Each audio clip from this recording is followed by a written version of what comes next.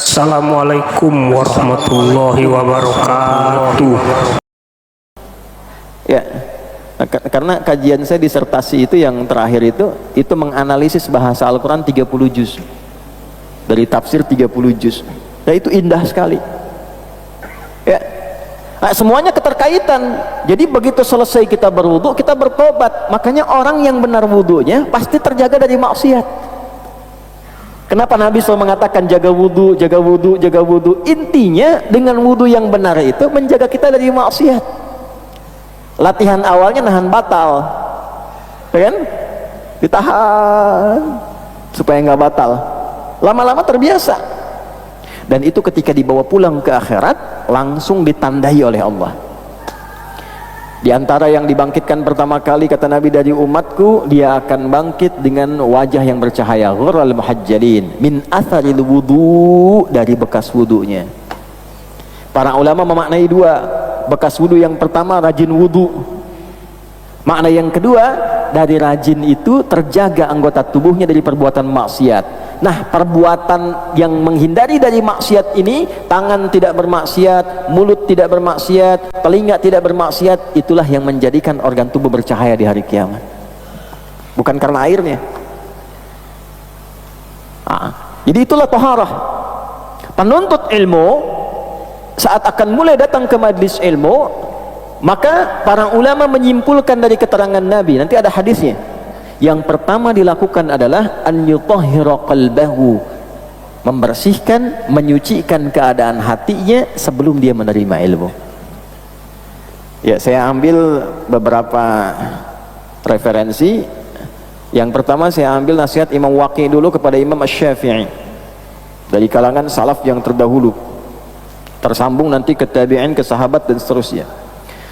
Kata Imam Asy-Syafi'i rahimahullahu ta'ala, syakautu waqi'an an su'i hifzi.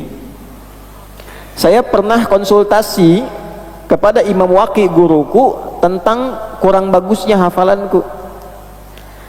Kira-kira kalau Imam Syafi'i kurang bagus hafalannya sebagaimana ya?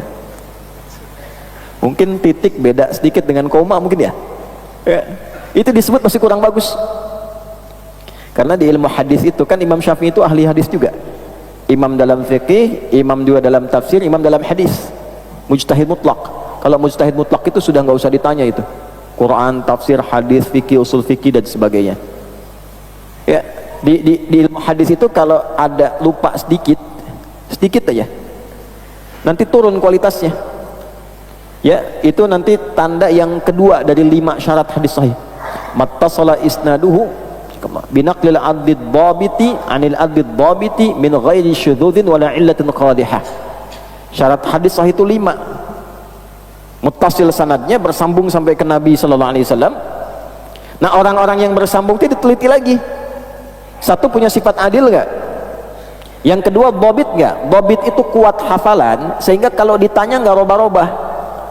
Ditanya sekarang, 5 menit kemudian, besok, 2 bulan kemudian, jawabannya masih konsisten sama. Beda sedikit saja, turun kualitas dari sahih jadi hasan.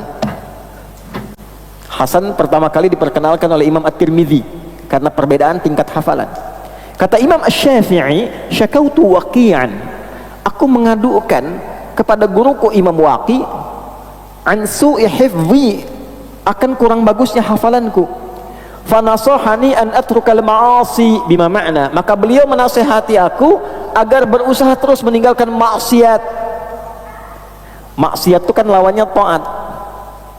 Ya, kalimatnya belum selesai. Faqala, maka beliau berkata, al ilmu nurun wa nurullahi la yunzalu ilal 'asi. Ilmu itu cahaya, dan cahaya Allah tidak akan ditanamkan pada hati-hati yang berisi perbuatan maksiat. Di hadis Muslim, kalau ada orang berbuat maksiat, di hadis Muslim itu nanti tertanam di hatinya naktah sauda, noda hitam. Kalau terus berbuat maksiat, kumpul, ketutup cawan hatinya. Kan ilmu yang bagus tuh masuknya ke sini, Pak, Bu, bukan ke sini. Kalau ke sini jadi hafalan, kalau ke sini jadi amalan. Kalau ke sini Anda hanya akan pandai berdebat. Kalau ke sini Anda akan pandai mencari hikmah untuk mencari kebenaran. ke sini pembenaran, ke sini kebenaran. Nah, kalau hatinya tertutup seperti ini, alhamdulillah, gini. Jadi mau dimasukkan apa aja susah, balik. Nah, cahaya Allah itu tidak akan sampai ke hati orang-orang ini penuhi kotoran maksiat. Jadi ingin memberikan kesan bahwa ilmu itu nanti ada dua, ilmu yang berkah, ilmu yang tidak berkah. Nah, ilmu yang berkah itulah yang disebut dengan nurun, cahaya. Ya, Allah nurun alan nur, cahaya di atas cahaya. Artinya apa? Pemberi semua sinar segala kebaikan. Jadi kalau orang-orang yang hatinya bersih, hatinya baik, ilmunya sampai ke dalam kalbunya. Nah, tapi kalau hatinya kotor, nurunnya dari bahasa Arab berubah ke bahasa Indonesia. Al ilmu nurun, ilmunya semakin menurun. Kurang nggak sampai. Yang harusnya bahasa Arab jadi bahasa Indonesia. Nah, ini satu ya. An yutahhira qalbahu, membersihkan dulu hatinya. Caranya bagaimana? Yuk lihat beberapa penyakit hatinya. Nanti saya sampaikan hadisnya. Satu, min kulli ghashin, dari keadaan hati yang menipu. Kok bisa menipu tuh bagaimana ya? Ada orang datang belajar ke majelis ilmu tapi tertipu oleh kondisi hatinya. Fisiknya kayak fokus melihat, mencatat, merekam gitu ya. Contoh ya. Tapi dia tertipu oleh hatinya. Ternyata keadaan hatinya tidak sama dengan pandangannya. Nah, contoh. Ini contoh saja ya. Orang datang ke majelis ilmu, dia kelihatan seperti fokus, tapi sebetulnya ghash itu sifat kotor yang memalingkan dari perbuatan yang baik kepada niat yang tidak baik, hanya untuk mencari kesalahan misalnya. Itu ghash namanya ya. Atau sengaja mengajukan pertanyaan, ditulis, dibacakan hanya untuk dia tahu nih pendapatnya akan begini, kemudian dia coba ambil dan dia adu-adukan dengan orang lain. Itu ghash namanya ya. Sekarang tidak di majelis ilmu pun, majelis ilmu yang online tuh bisa ditemukan begitu ya. Motivasi dilihat sampai penuh tuh, 2 jam ceramah diperhatiin, tapi untuk nyari aja kira-kira kesalahannya ada di mana gitu. Itu ghash namanya. Nah, itu nggak akan berkah itu. Alih-alih dapat pahala, ya itu ngumpulkan dosa. Yang paling bahaya kalau sudah menyebar, nah itu sulit kemudian untuk meralatnya.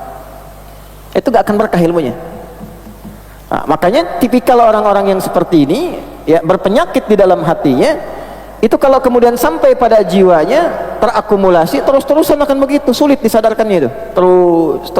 Terus. Nah, kecuali ada taharatul qalbi. Ini ghash, penyakit yang pertama. Ini mesti hati-hati nih. Mesti hati-hati. Ya.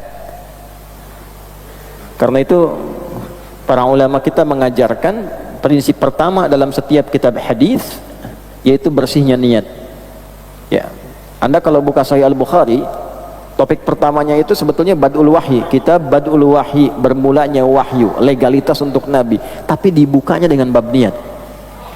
An Abi Hafsin Umar bin Khattab radhiyallahu taala anhu qala Rasulullah sallallahu alaihi wasallam, innamal a'malu binniyat wa innamal likulli imri'in ma nawa. Semua perbuatan kita itu bergantung niatnya. Apa yang kita hasilkan, itulah yang diniatkan dalam hatinya. Jadi kalau di kolbunya itu ada ghash, perbuatan kotor, sifat kotor yang menipu keadaan dirinya, menipu perilakunya, itulah yang didapatkannya. Jadi walaupun kelihatannya fokus di majelis ilmu, dia mencatat, dia melihat, dia menganalisis, tapi niatnya hanya untuk mencari kesalahan, yang didapatkannya itu aja. Nah, jadi alih-alih yang diraih hikmah, yang didapatkannya fitnah. Itu bisa terjadi. Nah, itu sudah diingatkan ya. Kalau Mbah Hashim ini ditarik ke belakang, ya 100 tahun ke belakang, kurang lebih 1 abad. Nabi kan 15 abad ke belakang. Jadi Nabi sudah mengingatkan kepada kita semua, para penuntut ilmu, dan itu nanti didokumentasikan oleh Imam Al-Bukhari di topik ketiga di kitab Sahihnya. Kitab Bad'ul Wahyi, Kitabul Iman, Kitabul Ilmi, kitab nomor 3 tentang tata cara bagaimana belajar dengan baik dan berkah. Tuh, salah satunya nih. Jelas ya? Oh, hati-hati nih, hati-hati yang ngaji. Makanya sering saya katakan kepada teman-teman, kalau Anda mengaji dengan saya hanya untuk mengumpulkan dalil guna berdebat dengan orang lain, maka saya berlepas diri dari Anda. Tujuan yang tidak baik. Ngaji itu buat meningkatkan iman supaya dekat dengan Allah, tambah pengetahuan supaya dengan ilmu itu kita nyaman beribadah. Itu poinnya. Kemudian wadanas, perbuatan dosa. Danas itu nanti banyak bentuknya. Ya. Kelihatan seperti orang mau ngaji pakai peci, pakai baju koko, padahal ngintip-ngintip jamaah. Mana yang potensi sendalnya bagus tuh? Hah?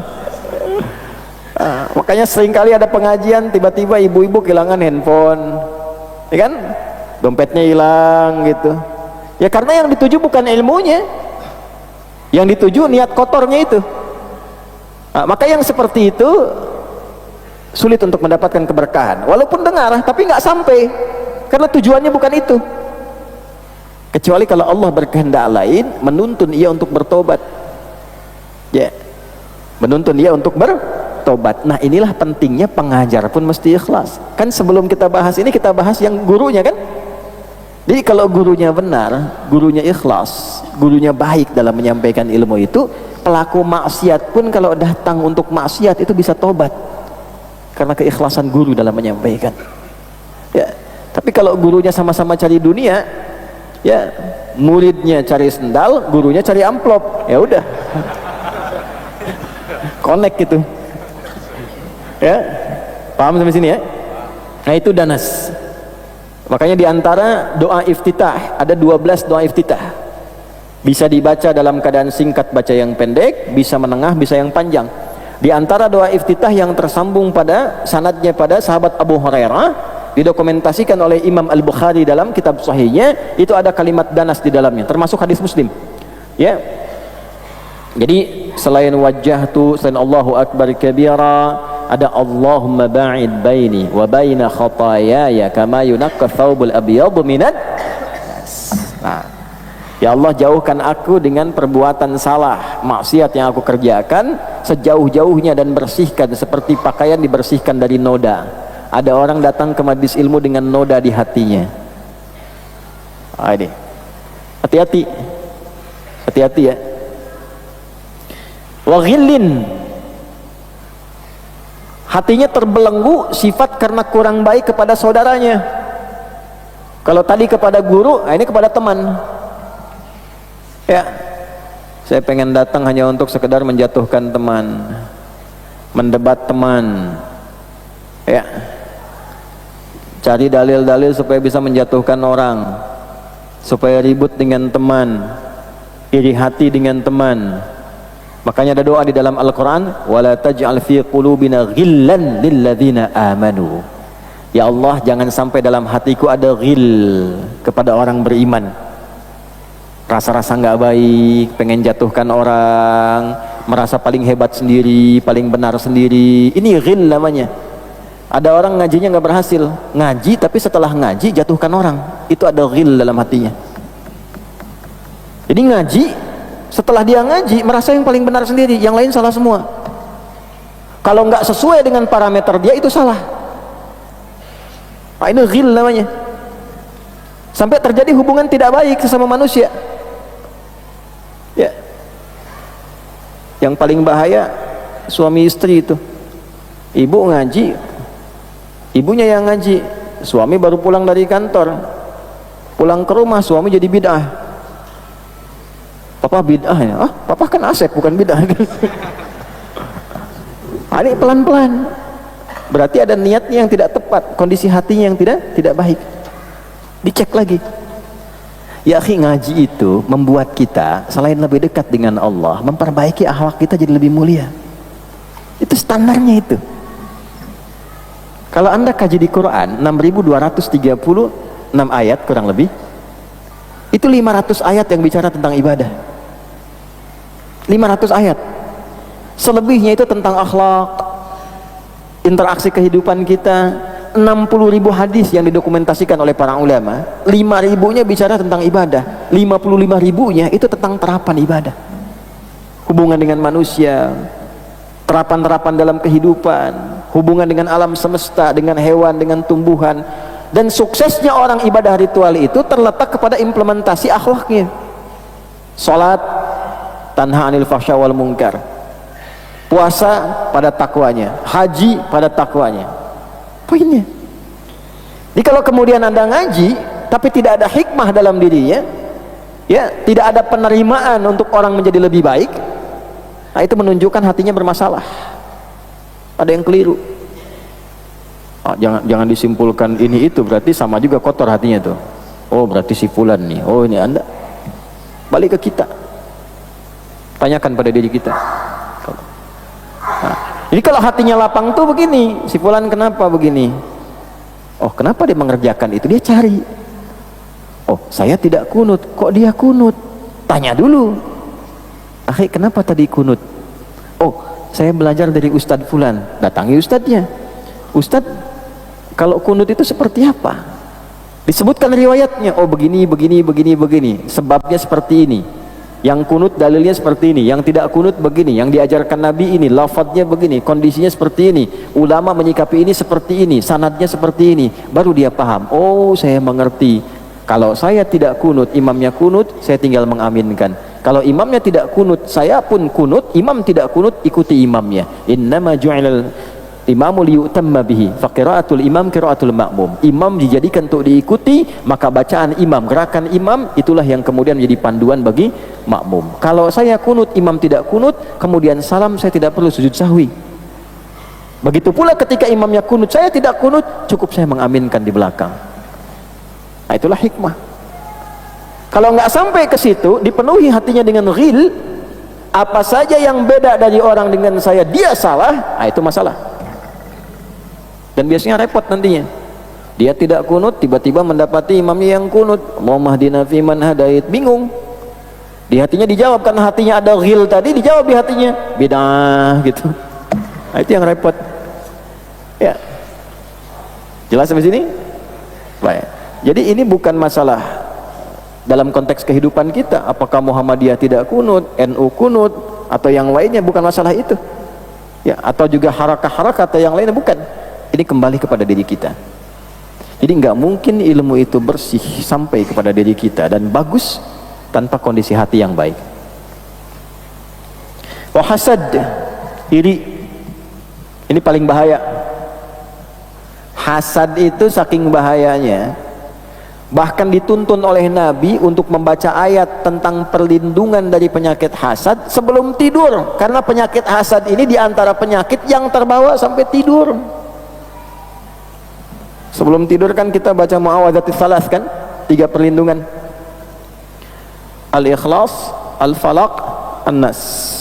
Coba lihat di al-falaq, qul a'udzu birabbil falaq min syarri ma khalaq wa min syarri ghasiqin wa min syarri nafathati wa min syarri hasidin idza. Tuh, aku berlindung padamu ya Allah dari orang hasad yang iri hati, apabila penyakit iri hati itu sudah muncul pada hatinya, pada jiwanya. Tuh. Iri itu kebawa sampai mimpi, Pak, bikin capek. Gak percaya silakan. Kepikiran, lagi makan gak enak makan, iri. Lagi tidur mimpi ngigaunya pun iri. Emang kamu aja yang bisa begitu? Lagi tidur tuh kebawa. Nah, itu bahayanya tuh. Ya, dan kalau sudah iri itu bisa mengantarkan pada penyakit lain yang dosanya besar, minal kabair. Sihir, santet, macam-macam datang tuh. Di jabatan kalau iri hati itu, kalau di jabatan kalau sudah iri, nggak suka sama orang, muncul iri dari hasad jadi haqad. Itu diantaranya sering dilekatkan di Quran itu dengan ayat-ayat sihir dan perdukunan. Makanya seringkali ada orang yang nggak senang dengan jabatan orang, gunakan bukan jasa ya, dukun kan nggak berjasa itu. Ya, susah kalau saya bilang pakai jasanya dukun gitu, karena bukan jasa. Tukang santet, tukang teluh, sihir, dukun, macam-macam dipakai. Nah, salah satu penangkalnya tuh ini. Dan harus yakin, la yuflihus sahiru haitsu ata. Kalau kita yakin, kita terkoneksi dengan Allah, dari sisi manapun gak akan bisa tembus hal-hal semacam itu. Jelas ya? Hasad ini. Nah, hasad dalam ilmu itu paling bahaya. Paling bahaya. Seperti halnya bahaya guru yang hasad, murid yang hasad pun bahaya. Guru yang hasad, guru kalau sudah hasad itu bahayanya luar biasa, karena akan membentuk muridnya pun ikut hasad. Kalian hati-hati ya, itu ada ustadz begini tuh ya, itu bisa membelokkan kalian yang sudah benar jadi nggak benar lagi nanti, syubhatnya besar itu. Jangan ngaji sama dia. Itu kalau sudah begitu, gurunya salah menyampaikan satu hal, tidak ada yang mengoreksi, murid ikut salah semua. Paham? Ini bahaya. Guru bagus, murid hasad, bahaya juga. Kenapa? Karena kalau terbentuk pada muridnya, dia menyimpulkan sebelum dia memahami. Ngaji yuk ke ustadz, ustadz bid'ah itu. Lihat aja belum, kenal aja belum, dengar aja belum, sudah bid'ah duluan. Hasad. Saya pernah sampaikan di sini bulan lalu kan, ada seorang murid ngaji pada seorang syekh, terus dia lihat ada ustadz baru ngajar, kelihatannya bagus, pamit pada syekhnya, saya ingin belajar pada ustadz itu sejenak. Kata syekhnya luar biasa, belajarlah sama dia. Nah, itu guru yang lapang. Baru belajar sehari balik lagi, loh kok kau balik lagi? Bid'ah katanya. Gurunya marah. Balik dulu sana, jangan ambil kesimpulan engkau baru datang langsung bilang bid'ah. Balik sana ya, nanti sepekan baru kesini lagi. Sepekan nggak ada, 2 pekan nggak ada, 3 pekan nggak ada, 2-3 bulan baru balik lagi. Kok kemana aja? Ternyata sunnah juga. Ternyata ikut Nabi juga, ternyata bagus juga katanya. Nah itu. Jadi kalau hatinya bersih, dengar aja dulu. Lihat dulu, kan kita punya standar ya. Perbedaan itu satu hal yang fitrah terjadi, tapi jangan sampai perbuatan dari hal yang beda tadi, jangan sampai perbedaan itu kemudian melahirkan sesuatu yang justru dibenci. Beda itu biasa, tinggal lihat dalilnya, lihat ketentuannya. Oh yang ini seperti ini dalilnya, yang tidak ada dalilnya kita sepakat tinggalkan. Tapi jangan sampai perbedaan dari dalil itu membuat kemudian hubungan jadi tidak baik. Justru keluar dari nilai-nilai keislaman. Islam datang itu kan membuat silaturahim menyatu. Kenapa ini terpecah? Coba lihat, kok bisa sama-sama ngaji tapi saling mencela? Kok bisa ya? Bisa gak tunjukkan pada saya ayat yang mana yang dipakai itu? Hadis yang mana yang diamalkan? Ngaji tapi sama-sama mencela, saling menjatuhkan, mencari kesalahan. Padahal kita punya ayat fatabayyanu, saling duduk sama-sama, koreksi diri, mengecek. Ini kok yang ada berbantah-bantah, saling tuduh, saling jatuhkan. Yang paling tidak elok itu sudah tidak punya kemampuan menyoal orang yang punya kemampuan ya. Dan itu dapat dukungan, itu kan luar biasa gitu. Ada yang kurang sehat itu ya, sakit berjamaah jadi akhirnya itu. Di sini kan babnya ini ya. Wasu'i aqidatin wasu'i khuluqin, dan keyakinan yang salah dan perilaku yang keliru. Tadi sudah kita terangkan ya. Akidah itu di sini bukan akidah yang dimaksud Islam atau non Islam, bukan. Dengan keyakinan yang keliru. Ada orang merasa kalau ngaji ke sini, misal kita bagi beberapa bagian, karena nanti di kitab ini pun setelah ini ada risalah Ahlus Sunnah wal Jamaah. Ya. Ngaji dengan keyakinan yang tidak tepat. Salah satu contohnya apa? Oh, saya pengen ngaji gini supaya bisa baca pikiran orang, supaya bisa sekali kedip sampai di Purworejo. Saya ngaji begini supaya bisa jalan di atas sungai, misal. Akidah yang salah. Ngaji ya ngaji aja. Allah mau kasih apa ya terserah Allah, dasarkan kebutuhan. Kalau dikasih kemuliaan, kemuliaan tidak perlu ditampakkan dan tidak diniatkan. Ini niatnya bersih.